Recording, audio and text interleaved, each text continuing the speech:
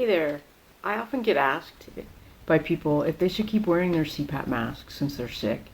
And although the answer might be no, if you have an upset stomach with nausea and vomiting, since the airflow from the machine could upset your stomach further.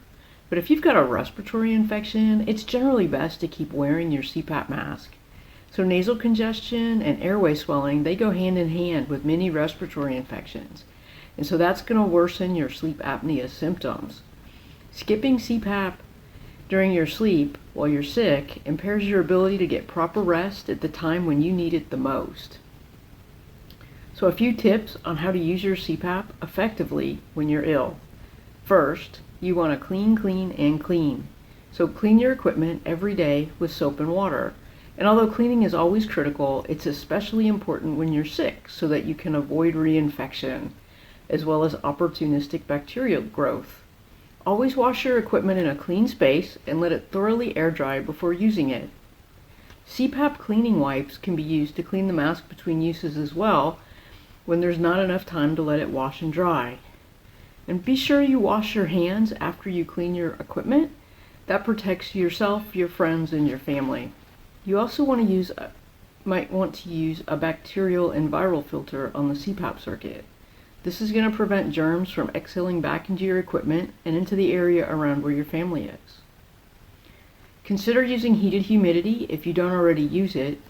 Your nose, mouth, and lungs are already irritated during illness, and dry, cool air irritates the tissues further.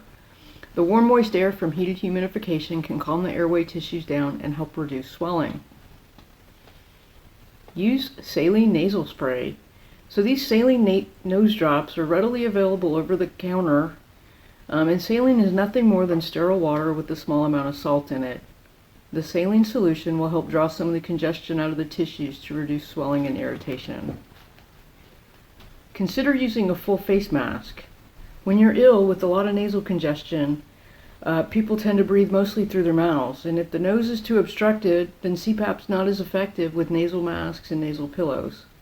Switching to a full face mask until the congestion subsides ensures you get a better night's rest, and hopefully that'll translate into a speedier recovery. Nap in your CPAP.